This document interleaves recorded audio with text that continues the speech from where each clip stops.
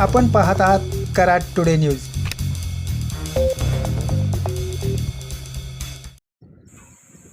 पुणे ते मिरज लोहमार्गाच्या दुहेरीकरणाच्या कामाने कराड तालुक्यात गती घेतली आहे। 280 किलोमीटरपैकी 190 किलोमीटर अंतरातील दुहेरीकरण विद्युतीकरण पूर्ण झाले आहे। शेनुली ते कराड व मसूर ते रहिमतपूर कोरेगाव दरम्यान काम पूर्ण झाले असून शिरवडे कोपर्डे येथे दुहेरीकरणाचे काम गतीने सुरू आहे। कराड टुडे न्यूजच्या माध्यमातून आपण पाहू शकता, यशवंत नगर ते पुढे कोपर्डे या ठिकाणी सध्या दुहेरीकरणाचे काम सुरू आहे।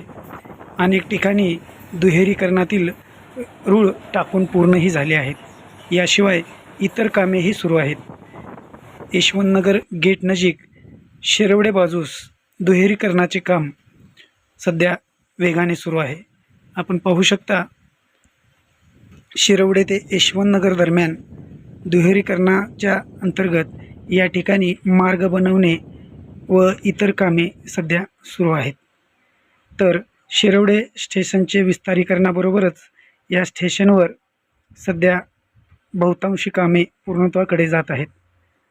आपण पाहू शकता, हे शिरवडे येथील रेल्वे स्टेशन आहे। या ठिकाणी पादचारी मार्गासाठी सुद्धा काम सुरू आहे। गतवर्षी या ठिकाणी कामास प्रारंभ झाला। सध्या या ठिकाणी दुहेरीकरणाचे काम पुढे कोपर्डे बाजूस गतीने सुरू आहे।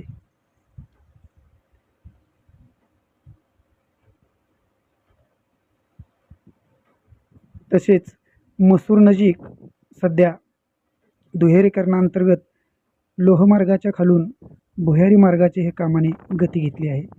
या ठिकाणी या मसूर रेल्वे स्थानकात येण्यासाठी नव्याने मार्ग तयार करण्यात येत असून या मार्गातून